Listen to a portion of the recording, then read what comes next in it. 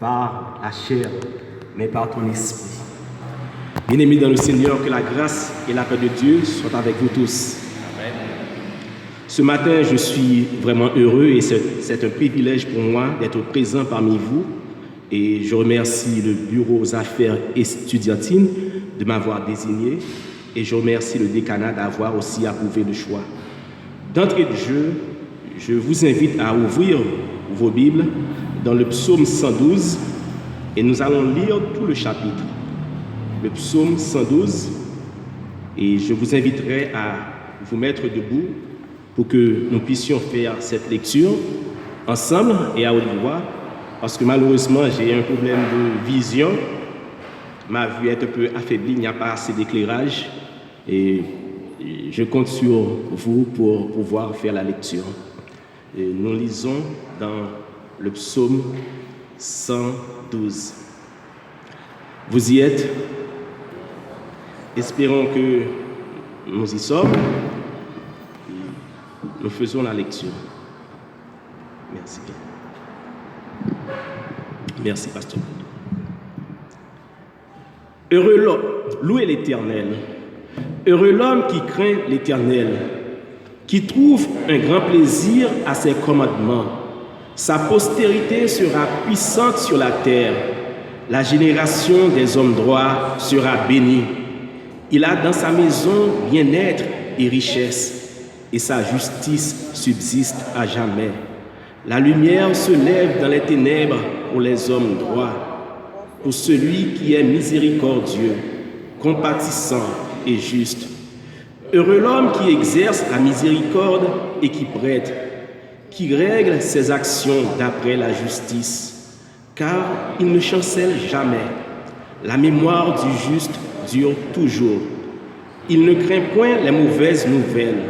Son cœur est ferme, confiant en l'Éternel. Son cœur est affermi. Il n'a point de crainte, jusqu'à ce qu'il mette son plaisir à regarder ses adversaires. Il fait des largesses. Il donne aux indigents. Sa justice subsiste à jamais. Sa tête s'élève avec gloire. Le méchant le voit et s'irrite. Il grince des dents et se consume. Les désirs des méchants périssent. Amen. Merci, asseyez-vous. Contrat sur une génération bénie. Quelques jours après avoir reçu la note de la part du pasteur Saint-Phare pour pouvoir prêcher en cette circonstance, le doyen des collines est entré en classe, a dit que pratiquement je connais sa place. Semble-t-il, ce devrait être lui qui prêcherait aujourd'hui. Alors, on devrait peut-être faire comme lui parce que c'est lui qui est le pasteur de l'église baptiste de la perfection. N'est-ce pas? Et je me demande si un jour je ne serai pas doyen académique d'une institution comme le STEP, mais je me dis que si j'étais doyen académique du STEP aujourd'hui, je regrouperais un ensemble d'étudiants du corps estudiantin en une association que j'appellerais ATM 2000 STEP. ATM 2000 STEP. Vous pensez qu'il s'agit de guichets automatiques. Ne vous y trompez pas. Cela veut dire plutôt Association des Timoun 2000 du STEP. Alors, pourquoi ça? Parce que depuis quelques années, la société haïtienne est témoin de phénomènes sociaux que les Haïtiens ont baptisé Timoun 2000. On devrait en quelque sorte voir si les étudiants compris entre 18 et 23 ans, s'ils ont les mêmes caractéristiques de cette génération. On associe à cette génération tout ce qui est honteux, qui gangrène notre société. Il faut dire pourtant que ce n'est pas un phénomène appartenant uniquement à la société haïtienne, puisque dans une partie de son livre intitulé « La génération post-2000 et ses défis », l'écrivain chrétien de nationalité française, Dany Hameau, nous présente des traits caractéristiques que les sociologues ont pu identifier chez les jeunes de France nés à partir des années 2000. Ils détestent le formalisme, ils ne respectent pas l'ordre établi, pratiquement, ils font la fugue. Et cela a concerné, aux années 2003, plus de 40 000 foyers. Frères et sœurs, de même que la génération post-2000 a ses propres particularités, dans le passage que nous venons de lire, le psaume 112, nous pouvons identifier des particularités propres à une génération qui est bénie. Qu'est-ce que cela veut dire, une génération bénie?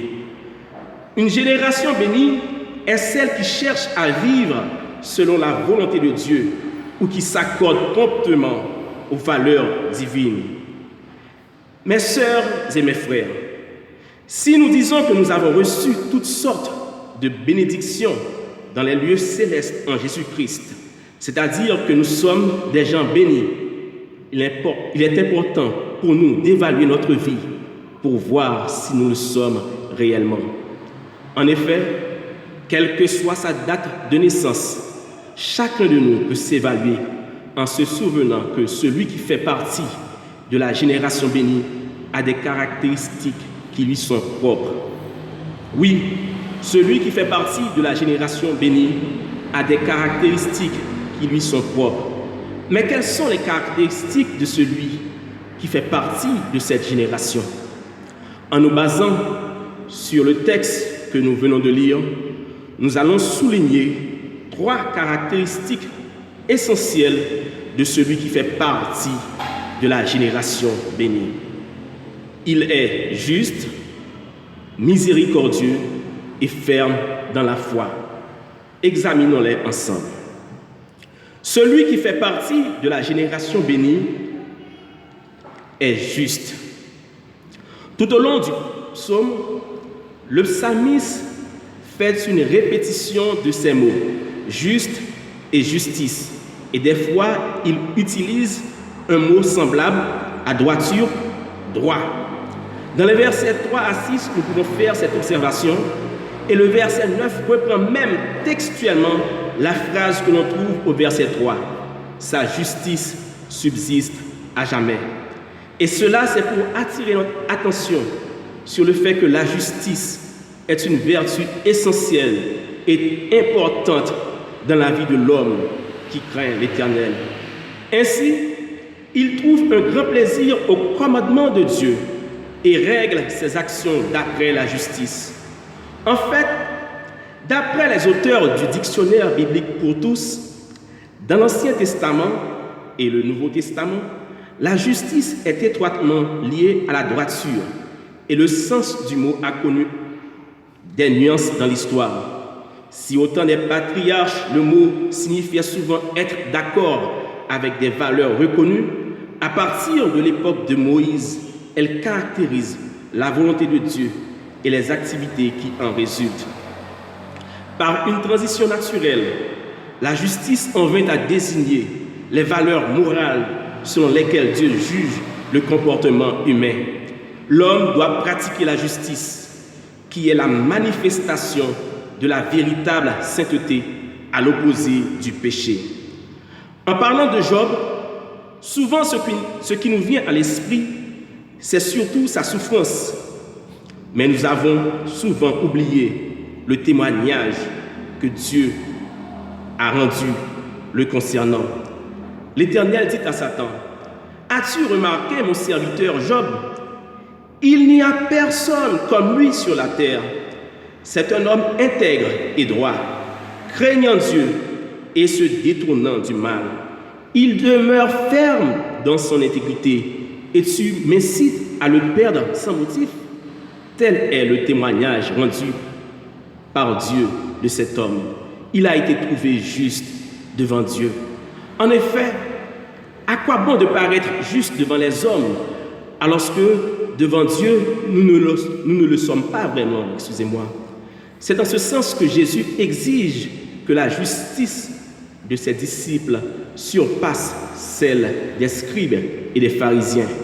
En Matthieu 5, verset 20, nous lisons ces paroles, « Car je vous le dis, si votre justice ne surpasse celle des scribes et des pharisiens, vous n'entrerez point dans le royaume des cieux. » les scribes et les pharisiens pratiquaient une justice devant les hommes.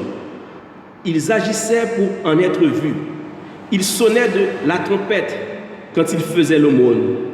Ils faisaient même leurs prières personnelles debout dans les synagogues et au coin des rues.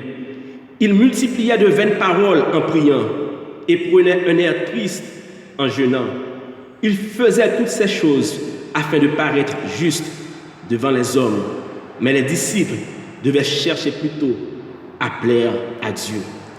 Mes bien-aimés, comment est votre justice? Qui a vu votre justice? Les hommes ou Dieu? Étant dans la communauté du STEP, arrivez-vous à être honnête dans ce que vous faites, dans les tâches qui vous sont confiées comme employé ou dans les devoirs que vous rédigez en tant qu'étudiant? Feriez-vous comme cet étudiant qui dit avoir rempli son formulaire de rapport de lecture à crédit et qui, pour justifier sa fausse déclaration, précise qu'il sait qu'il fera certainement la lecture la semaine prochaine? Ou accepteriez-vous plutôt de perdre la note au lieu de passer par des chemins détournés? Rappelez-vous que si vous êtes juste, honnête dans les moindres choses, le Seigneur pourra vous confier de plus grandes. En comptant sur la justice de Jésus-Christ qui nous a sauvés par son sang, pratiquons la justice dans notre vie pour glorifier son nom. Non seulement celui qui fait partie de la génération bénie est juste, mais aussi celui qui fait partie de la génération bénie est miséricordieux. La miséricorde est une forme de compassion pour le malheur d'autrui à laquelle s'ajoute la notion de générosité, de bonté gratuite. Par extension, elle peut signifier une générosité entraînant le pardon, l'indulgence pour un coupable, un vaincu. Dans le dictionnaire biblique pour tous, nous lisons que c'est un concept qui est exprimé dans la Bible par plusieurs mots. Le mot principal dans l'Ancien Testament, Hesed, signifie bonté, bienveillance ou grâce. Dans le Nouveau Testament, l'idée de Hesed est rendue par charis, grâce, qui désigne l'intérêt que porte Dieu à l'homme malgré sa culpabilité. La miséricorde étant l'un des attributs communicables de Dieu, l'homme qui craint l'Éternel doit être lui aussi miséricordieux. Il doit porter intérêt aux autres, être bienveillant en leur faveur et avoir un bon cœur. Le psaume 112 exprime la miséricorde du serviteur de Dieu de diverses manières. Au verset 4, il est clairement dit que cet homme est miséricordieux et compatissant. Au verset 5, il parle de la miséricorde comme un exercice et comme la vertu de celui qui prête à son prochain. Au verset 9, le serviteur de Dieu fait des largesses et donne aux indigents. C'est donc un homme qui a souci pour son prochain. Quand un docteur de la loi avait demandé à Jésus qui était son prochain, il lui donna cette parabole de ce Samaritain qui vit un homme qui avait été tabassé par des voleurs. Alors que deux Juifs, un sacrificateur et un lévite, ont ignoré la victime, ce Samaritain a pris soin de lui, l'a conduit à un hôtel et a pourvu à son hébergement. Cela exprime bien ce que Dieu attend de nous en parlant de miséricorde. Car à la fin de sa conversation, Jésus demande à son interlocuteur de faire de même. En effet, dans son sermon sur la montagne, en Matthieu 5, verset 7, le Seigneur Jésus déclare « Heureux les miséricordieux, car ils obtiendront miséricorde. » Le Seigneur n'a pas seulement donné l'ordre, mais il a aussi donné l'exemple. À travers son ministère terrestre, tous les miracles qu'il a accomplis sont des expressions de sa compassion envers les malades, envers ceux qui avaient fait, envers ceux qui étaient sous l'emprise des démons. Nous avons donc reçu un ordre qui est illustré à travers des exemples. Nous trouvons donc dans l'obligation d'exercer la miséricorde envers nos prochains. Mes bien-aimés, vous mettez-vous du côté des opprimés ou restez-vous dans votre zone de confort? Quand un frère est dans le besoin, lui fermez-vous vos entrailles ou lui venez-vous en aide? Votre bienveillance, la gardez-vous seulement dans les locaux du STEP ou vous suit-elle partout? Surchargez-vous les gens alors que vous êtes en position de les servir? De nos jours, dans notre pays, on ne se soucie presque plus des personnes âgées, des enfants et des handicapés. Faites-vous la différence? Nous sommes appelés, mes frères et mes sœurs, à suivre l'exemple de notre Seigneur Jésus-Christ en manifestant de la miséricorde dans nos rapports avec les autres. Non seulement celui qui fait partie de la génération bénie est juste et miséricordieux, mais celui qui fait partie de la génération bénie est ferme dans la foi. Le psaume 112 nous montre que celui qui craint l'Éternel est ferme dans la foi.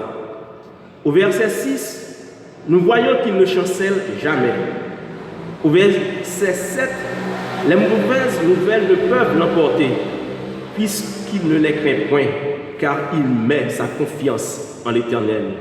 Le verset 8 reprend les idées du cœur affermi et l'absence de crainte et de peur. En ce sens, nous pouvons dire que la foi de celui qui craint l'Éternel est authentique. Elle ne dépend ni des circonstances dans lesquelles il se trouve, ni des obstacles qui lui sont dressés, ni même des menaces dont il fait l'objet. Sa confiance en Dieu reste inébranlable. C'est cette fermeté de foi qui a permis aux 3 jeunes Hébreux, face à la menace de Nebuchadnezzar, de préférer de mourir que de se prosterner devant la statue qu'il avait érigée. Ils lui dirent: « Voici, notre Dieu que nous servons peut nous délivrer de la fournaise ardente, et il nous délivrera de ta main, ô roi. Sinon, sache-le, ô roi, que nous ne servirons pas tes dieux, et que nous n'adorerons pas la statue d'or que tu as élevée. » En effet, la foi des 3 jeunes Hébreux n'était pas qu'un acquiescement intellectuel, elle était une ferme assurance, elle était une démonstration de ce qu'ils ne voyaient pas. La foi authentique est une foi expérimentale. C'est en ce sens que Jacques nous demande de montrer notre foi qui est invisible par des œuvres qui sont visibles. Mes bien-aimés, vous sentez-vous découragé par les situations que vous traversez aujourd'hui? Êtes-vous sur le point de vous décourager ou d'abandonner? Êtes-vous en train de vous questionner sur l'existence et la toute-puissance de Dieu face à vos problèmes? C'est le moment pour nous de nous accrocher encore plus à Dieu par la foi, car il est encore sur son trône et lui seul peut changer les temps et les circonstances. Mes bien-aimés, nous venons d'examiner ensemble certaines caractéristiques de la génération bénie. La génération bénie pratique la justice, elle pratique la miséricorde et elle pratique une foi ferme et authentique. Quelques années de cela, je regardais un film d'espionnage titré « Contrat sur un terroriste ». Ce film raconte l'histoire d'Hannibal, un amiral de l'armée américaine qui fut arrêté par l'armée israélienne alors qu'il était en visite à Jérusalem, parce qu'il ressemblait exactement à un terroriste nommé Carlos. Leur ressemblance était extraordinaire. Il était une sosie de Carlos. Finalement convaincu qu'il ne s'agissait pas de Carlos, les services secrets américains et israéliens se sont entendus à confier à Hannibal la mission d'infiltrer des cartels terroristes afin de nuire à la réputation de Carlos. Pour mener sa mission, Hannibal devait passer plusieurs mois d'entraînement afin de pouvoir parler comme Carlos, respirer comme Carlos, réagir comme Carlos, manger comme Carlos. Il devait pratiquement tout faire comme Carlos, le terroriste, lui qui est un officier de l'armée américaine. Tout comme Hannibal qui a eu son contrat sur un terroriste, vous et moi, nous pouvons avoir, mes bien-aimés frères et sœurs, notre contrat sur la génération bénie. Par ce contrat, appliquons-nous à nous exercer à un entraînement assidu en vue de penser comme une génération bénie et de revêtir le caractère qui y est associé. Par ce contrat, nous devons choisir de nous exercer à des actions de justice, à des œuvres de miséricorde et à des actes de foi. Par ce contrat, nous pouvons commencer aujourd'hui en nous fixant un objectif pour chacun de ces traits caractéristiques que nous venons d'examiner aujourd'hui. Ensuite, il nous faut évaluer chacune de nos journées suivant les objectifs que nous avions fixés. Par ce contrat, étant dans la communauté du STEP, engageons-nous, professeurs et étudiants, futurs gradués de cette année et des années à venir, qu'ils sortent de nos graduations, non pas des apprentis érudits capables de brandir leur licence à tout venant, non pas des ouvriers en quête de promotion dans leur champ ministériel, mais plutôt des cohortes de la génération bénie, susceptibles de travailler à la transformation de leur communauté à la gloire de Dieu, mais ceci par leur pratique de la justice, de la miséricorde et de la fermeté de foi. Car celui qui fait partie de la génération bénie, il est juste, il est miséricordieux et il est ferme dans la foi. Qu'il en soit ainsi pour vous ce matin. Amen.